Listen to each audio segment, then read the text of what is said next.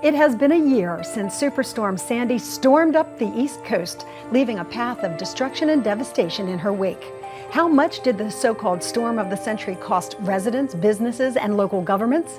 How many people were ultimately impacted by that hurricane? And how goes the recovery efforts some 12 months later? Find out as we revisit Sandy 1 year later, right now on It's Your Call.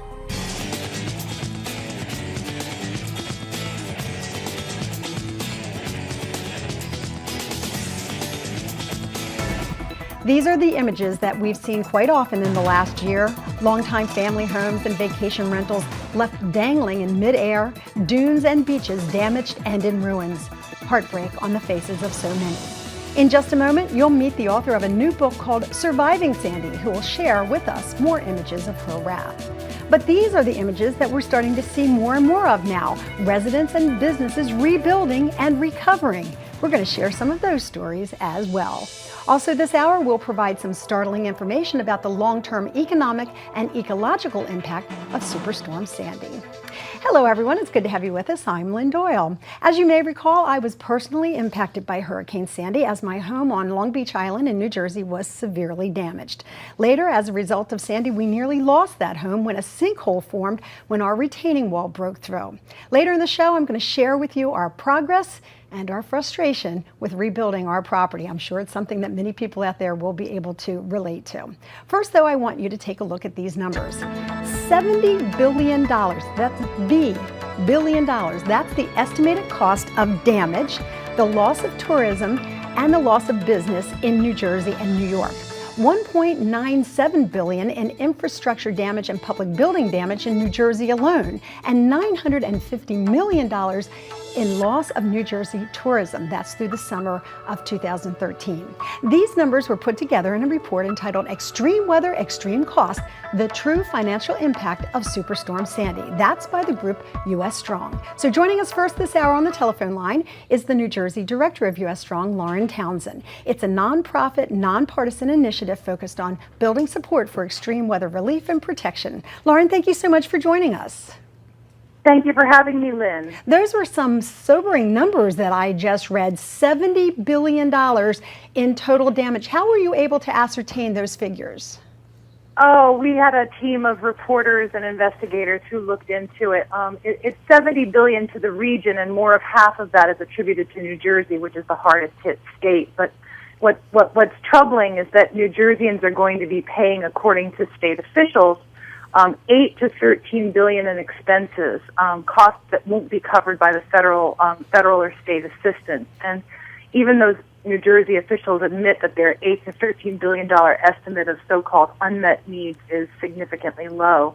And what our report details is that we can likely expect that shortfall is going to rise, perhaps by billions or even tens of billions of dollars.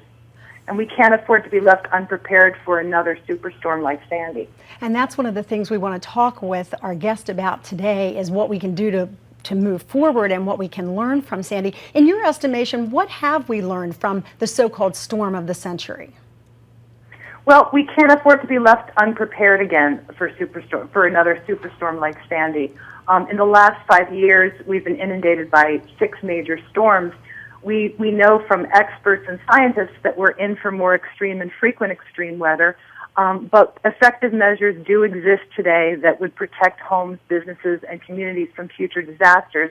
Prevention is less costly, it creates good jobs, it saves lives, and recent studies prove that for every dollar spent to prevent devastation from storms, you save $9 of cleanup and recovery costs and some of that devastation that we experience. So we need to prepare appropriately, and what we're advocating for is a national extreme weather relief and protection fund that would protect and strengthen homes, communities, public health, the environment, and economy. I know that we could probably... it should be a national fund because it's a national problem, extreme weather. I know that we could probably do an entire show on that, and I invite you and your organization to join us for that in the future. But very succinctly, can you tell us what that project would do, how it would prepare residents, not just here, but all across the country? Well, what we need is a federal fund that you can't play politics with. We know that a lot of the Sandy relief money that was an inadequate sum of money was was on hold for a goodly amount of time because of politics in Congress. We need a federal fund that would be reminiscent of the Highway Trust Fund that you couldn't play politics with, that would avail communities that are vulnerable to extreme weather to do the green infrastructure building, the dunes, the flood plans, the work that's appropriate to the community that's vulnerable, so that the community can be shored up, infrastructure can be hardened up. We're looking at sewerage systems, electricity, highways, etc., that all need to be hardened up to prepare for the next storm. Lauren Townsend, thank you very much for that update. We certainly appreciate it, and keep up the good work. Thank you, Lynn. Thank you. We're going to stay on the telephone lines now, where we are joined by New Jersey Senator Robert Singer. He represents the 30th District, which includes parts of Monmouth and Ocean counties in New Jersey. He is now calling for the creation of that permanent National Extreme Weather Relief and Protection Fund to which Lauren just referred. Senator, thank you so much for being with us today. Thanks for having me, Lynn. Can you tell me the kind of impact that the area you represented experienced as a result of Hurricane Sandy? Well, I represent the shore communities: Belmar, Brielle, Seagirt, Spring Lake, Manasquan, Bradley Beach. The areas that were they're heavily hit. In Belmar is totally flooded out. In Point Pleasant Borough, you're still 1,000 homes have not been totally repaired yet. So a lot of my district was heavily hit. A lot of homes were lost, and these are year-round homes mostly, not so much seasonal. And it's been devastating to the communities. I'm sure that you've been hearing the frustration from your constituency about the efforts to rebuild. So many people want to go back, whether it's vacation or a permanent home, and yet they're finding it difficult. Are you able to offer them any assistance, or what have you learned through this process in assisting them? Well, first of all, we learned when I spoke to FEMA originally, they all said the first few weeks they wear their jackets that say FEMA. After the first few weeks, they take them off, and we've had a lot of problems with FEMA. We also saw a delay of money coming to the state because there wasn't a permanent funding source, as you heard about, so that we had to wait until Congress passed that money, and that delay affected things because haven't gotten all the money yet. And people thought that they could do repairs and get paid back. They can't, and people are going through a whole litany of things to be able to get money and get money to them. And this is really a 5 to 7 year repair process. People think everything is okay. It's not. Businesses were off 50% this year. They're coming back, but it's going to be a long road back, and people have to understand that it's going to take a long time before the shore is back to where it should have been. And that's actually a lesson that we learned after we covered Hurricane Katrina in 2005, that it did take quite some time. It was not until 2010 until that area said that it was fully back, and there are some areas that still need rebuilding efforts. I know that you were there for your constituency. We always appreciate the time that you give us. Thank you so much, Senator Singer. Lynn, thanks for having me on. Good to hear from you again. We're going to move on now. We've talked a little bit about the economy and how it was affected. Now we're going to talk about the environment. Jeff Tittle is the director of New Jersey Sierra Club, which, as you know, is the nation's oldest and largest environmental group. It's good to have you back with us. I'm glad to be here. So the money aside, which is so frustrating, I know your focus is on the environment and the ecological impact. Yes. What can you tell us about the long-term effect of Hurricane Sandy? Well, it's been devastating. People don't realize that 65% of the dune system along our coast was either severely damaged or destroyed, and that's the barrier that protects homes and the inlets from storm surges. On top of that, a lot of that area is also important habitat for birds, and that was all destroyed. Wetlands have been destroyed, which are important not only to protect flooding but for fisheries. A lot of debris, toxic waste, oil, garbage, and pesticides from people's homes got washed into the bays, and it's created a toxic mess in the bottom of the bays, and so there's still a long way back for environmental recovery. Are we able to monitor that? Are we able to see whether or not that debris is at the bottom of the bay or in the ocean, or is it something that kind of washes along as the tides move in and out? No, a lot of it gets stuck in the sediment of the bays themselves, and then it ends up getting into the food chain, into the fish and the fisheries. In fact, this year was something very strange where the spawning in the Delaware Bay was normal. They same number of fish eggs, but not that many new fish. So something killed all those baby, the larvae, and they didn't grow to maturity. And it's probably the chemicals in the sediment. Same thing with clam beds getting smothered. And so if the ecosystem gets damaged at the bottom of the food chain, it affects us at the top of the food chain, and that's part of the problem. Would you suggest then that people not eat product that came from the bays or the Atlantic Ocean? Well, right after the storm you could, and it was banned because of so much raw sewage. Now things are better. It's just that that right afterwards it was really bad, and a lot of that is washed away. Now there's a long-term environmental problem, which may be the impact to the different fisheries and bird species that have, because they've lost their habitat, the wetlands have filled in, the trees have disappeared, and the long-term impact of the sediment will be monitored by the state and federal governments to make sure it does protect, that is protective. And yet the feral cats that live in my neighborhood seem to survive and thrive, even though the storm came through. You mentioned the dunes. I have a special interest in the dune system.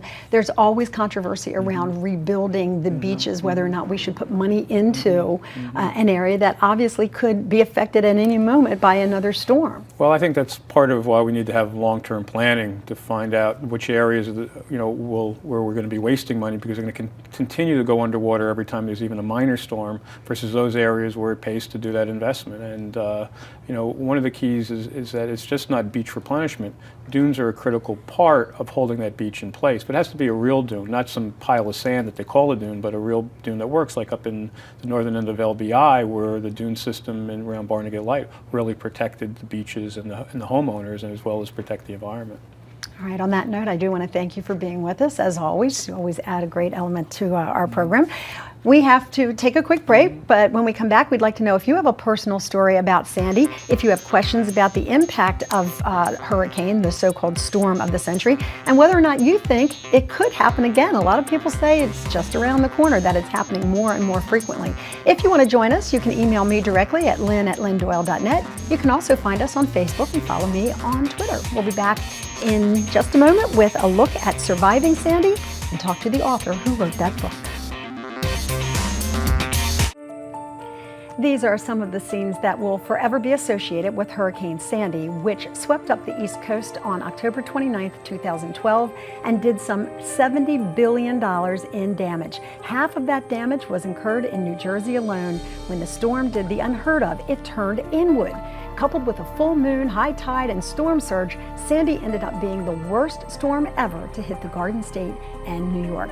This hour, we're talking about the emotional toll, the economic burden, and the ecological impact of this so-called storm of the century as the one-year anniversary is acknowledged. We welcome you back. I'm Lynn Doyle. This is It's Your Call. If you'd like to join in with your questions or comments, or perhaps share a personal story that you experienced in the last year with Sandy, you can email me at lynn@lynndoyle.net. I told you at the beginning of the show, and I know that many of you who have watched the show for a long time know that I actually had two homes that were affected by Hurricane Sandy, and that's why we wanted to kind of make sure that we give people an opportunity to share their stories as well. Scott Mazzella is one of those. He spent most of his youth on the Jersey Shore, and now he's written a new book called Surviving Sandy, Long Beach Island and the Greatest Storm of the Jersey Shore. Scott, it's good to have you with us. Thank you. This is a great book, I have to say. When I went through it, it's great in that it captures the feeling of what happened on October 29th, and yet it's hopeful.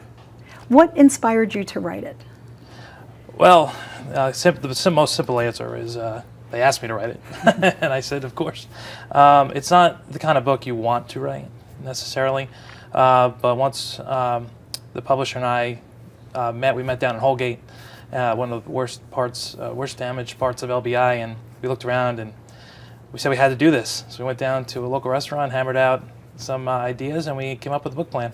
And the book incorporates personal stories from people on Long Beach Island, either people who had been there for quite some time or newcomers, but they all share the same passion for the island. Yes, the book includes people from LBI and also the mainland, from Tuckerton Beach, Mystic, all the way up to Waretown. And these are regular people. A lot of them are year-round residents, and they have their stories because they stayed and they didn't want to leave their homes. And in hindsight, I don't know if they would all do that again, but they have some very, very compelling stories, and we're very glad they shared them with us. They're really gripping. Are there any in particular that really stand out to you that you find most compelling or most gripping? Oh, I was so close to all of them through the interviews I have done. There's a great one by a resident who left his truck in Beach Haven on high ground. His home was about 2 miles away. Got a ride. Decided at almost the height of the storm to walk back to safety 2 miles right next to that dune line that goes right up the boulevard.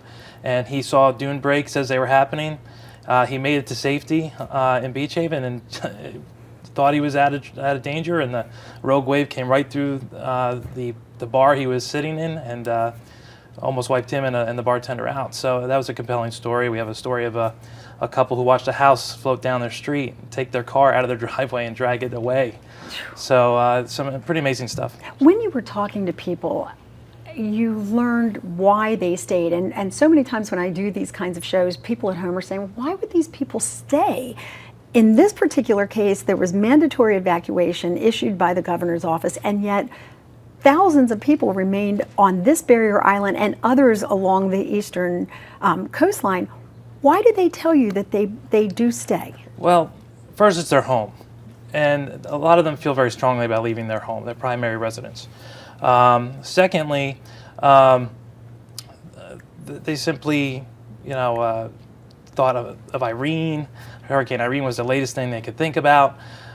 They weren't thinking this was going to be anything worse than that. So in essence, they were thinking it's not going to be as bad as the news media is making it out to be, because previously there had been reports of a so-called storm of the century, and it turned out to be a nor'easter. Basically, I mean, this was a supercharged nor'easter. This one was, but I'm saying the Irene, previous yes. ones, people say, oh, you have to leave, it's the storm of the century, and then the next thing you know, it's a rainstorm. Right, unless you were in North Jersey, they got hammered by Irene. But, the National Weather Service tried to remedy that by putting out a personal plea saying, don't compare it to Irene, compare it to the 62 storm, because people who live along the Jersey Shore, that is the benchmark storm. And now Sandy will most likely be the benchmark storm. So often we do hear that term, the storm of the century. In your research and in talking to longtime residents of the Jersey Shore, was this truly the storm of the century? This is going to be the storm of the century, at least until the next storm of the century. There's no way to tell what's coming down the pike. This was an unusual storm. Caught a lot of people off guard in the sense that they didn't fully understand the storm. Even the National Weather Service is going to change the way that they talk about these kind of events as they happen. I think this really is the storm of the century in terms of what we learned from it. And I think we learned a lot. I'm going to bring Jeff back into the conversation, because when I'm using the term storm of the century, I can see you nodding, because so often we hear that. And so when the true storm of the century comes along, does it lose its meaning? This was the most devastating storm we've seen in a generation. But it doesn't mean that next year we won't see one as bad, if not worse. And that's part of the problem. It's what they call the 100-year storm. It's just probability. It's 1 in 100 that'll happen this year. If you look at the record in New Jersey, having a tropical storm followed by a hurricane like Lee and Irene was supposed to be once in a millennium event, and having Sandy followed by a nor'easter was a millennium event. We've had 2 millennium events in this decade. So, storms are getting much more severe, much more intense, and they can happen at any time. So with that knowledge in hand, when you were interviewing residents, were the majority willing to rebuild and to stay put, or were they taking a look and saying, all right, the odds are this could happen again, I'm not going through it? The vast majority are going to stay, unless the storm put them in a position where they can't afford to stay. They can't afford to upgrade their homes, or their homes were wiped out. And the whole section of southern Long Beach Island, whole neighborhood was not allowed, was going to be sold. So they were all kind of kicked out. So the people who could stay are going to stay. I mean, the allure of Long Beach Island and all the Jersey Shore is way too strong to let any storm really stop it. Yeah, I know that's how I felt. I mean, and I'm sure there are a lot of people out there. If you want to share your experience, you can email me at lynn@lynndoyle.net. The pictures in here, as I said, very compelling, heartbreaking, and yet I use the word inspiring, because you saw in the aftermath people who said, I'm not going to let this beat me. I'm going to rebuild. I love this place. It's part of my life. I want it to be part of future generations, as long as Mother Nature cooperates and the government. So did you find that are people having frustrations with trying to get that rebuild effort underway? Absolutely.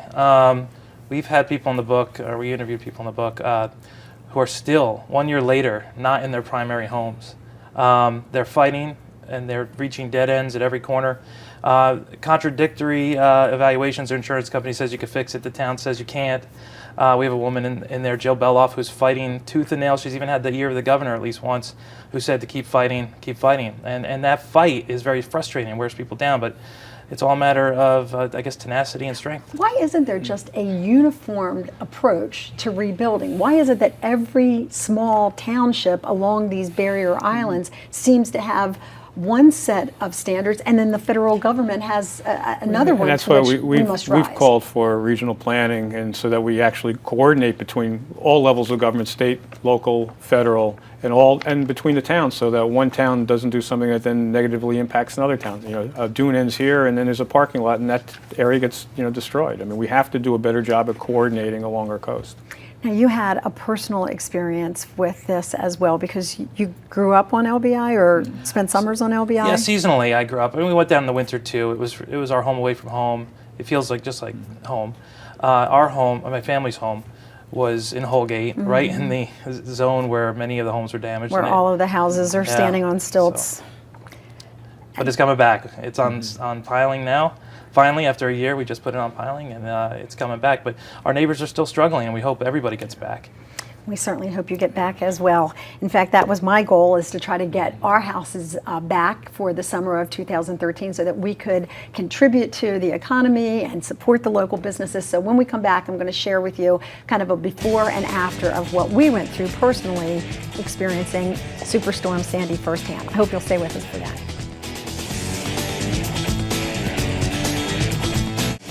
Welcome back, everyone. I'm Lynn Doyle. This is It's Your Call, and our topic is Sandy 1 year later. On one hand, it seems like it just happened yesterday, and then on the other hand, it seems like it's been forever ago since Superstorm Sandy marched up the East Coast and just left this path of destruction and devastation and heartbreak for a lot of people. One of those people included me and my family. We have a beautiful home on Long Beach Island that was affected adversely by that storm. I'm sure that you guys have seen these pictures.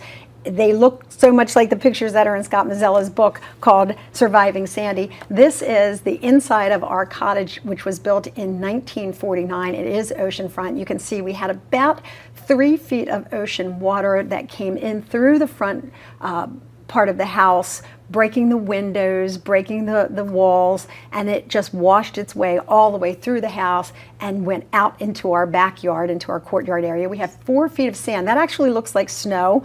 And we lost our dune. The dune was completely gone. We literally could walk right out through the wall right to the beach. Well, in 1 year later, we were very fortunate that we were able to rebuild.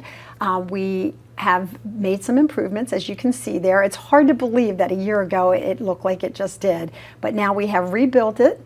There it is. And we are very pleased with it. There's our courtyard. We were able to bring everything back. And our beach looks absolutely beautiful thanks to all of the efforts of the officials on LBI and a lot of effort by the Long Beach Township individuals and officials, and we were a success story. But of course, we're still fighting with our insurance company. So if anybody has any advice on how to deal with the insurance companies, please email me directly at lynn@lynndoyle.net. And if you have problems yourselves, please let us know about it, because we'd like to do a show on that as well. I want to thank Scott Mazzella. You'll be back down at the beach. Good luck with your family home. Thank you. And good luck with the book. It's called Surviving Sandy, Long Beach Island and the Greatest Storm of the Jersey Shore. If you are a connoisseur of storms or you have any connection to the Jersey Shore, I suggest you get it. It's a wonderful effort. Also want to thank again Jeff Tittle from Sierra Club. Always wonderful to have you here. And again, always want to know what you think. So if you were unable to get through, email me right now at lynn@lynndoyle.net. You can also visit SandyNewJerseyReliefFund.org. See you next time.